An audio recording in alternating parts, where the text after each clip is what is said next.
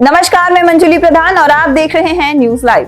Pandit Deendayal Upadhyay management college में placement day chapter 3.0 का आयोजन। देश विदेश की प्रख्यात कंपनियों में चयनित छात्र छात्राओं का सम्मान। पंडित दीनदयाल उपाध्याय मैनेजमेंट कॉलेज माल रोड, मेरठ कैंट में वर्ष 2024-25 में देश विदेश की प्रख्यात कंपनियों में चयनित छात्र छात्राओं के सम्मान के लिए प्लेसमेंट डे चैप्टर 3.0 का आयोजन किया गया।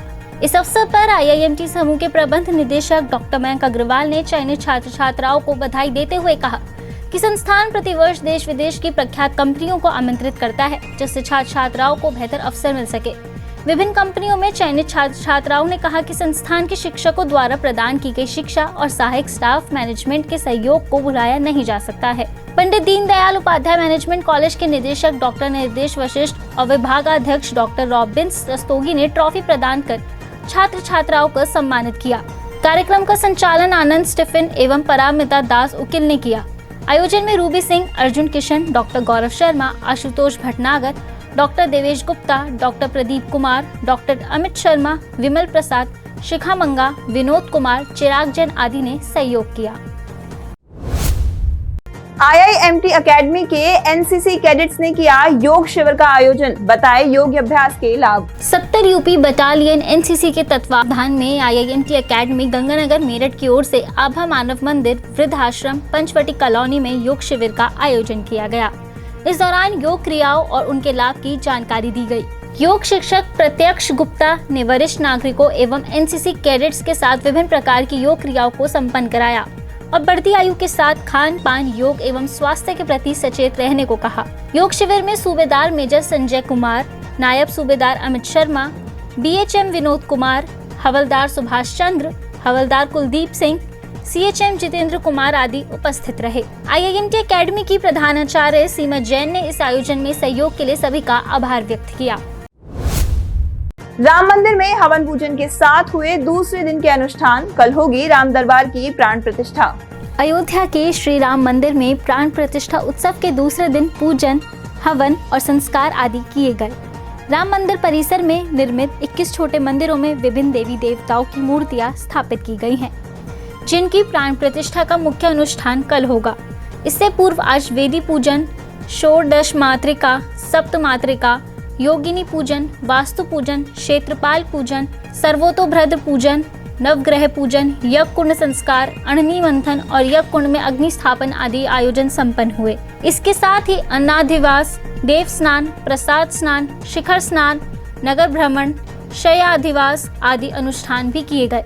वहीं कल होने वाले मुख्य आयोजन में CM योगी आदित्यनाथ मौजूद रहेंगे।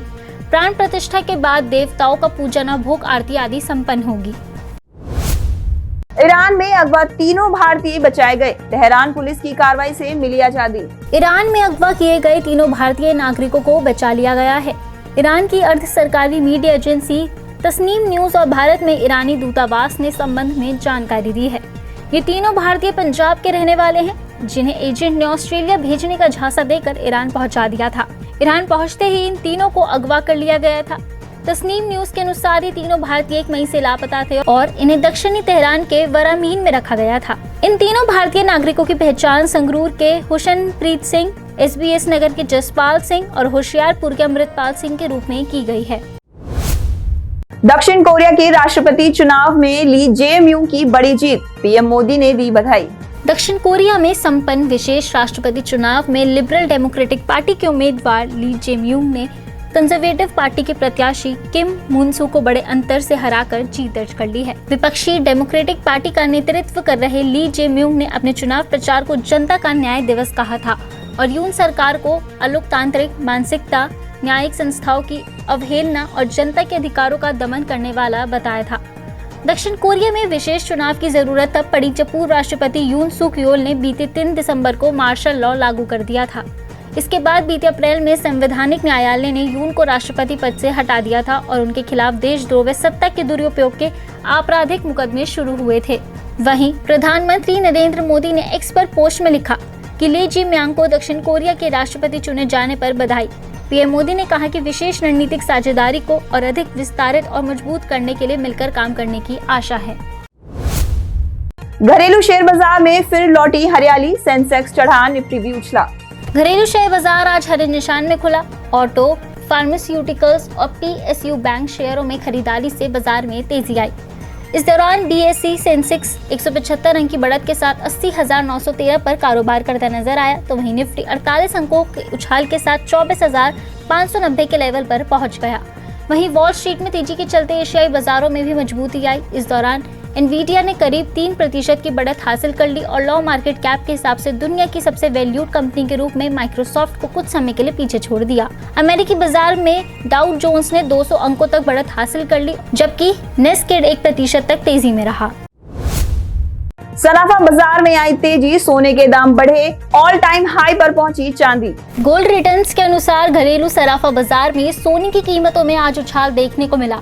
इस दौरान 24 कैरेट प्रति 10 ग्राम सोने का भाव 260 रुपए चढ़कर 99,320 रुपए पर पहुंच गया। दूसरी ओर India bullion and jewellers association के अनुसार 10 ग्राम 24 कैरेट सोने का भाव 121 रुपए बढ़कर 96,988 रुपए पर पहुंच गया।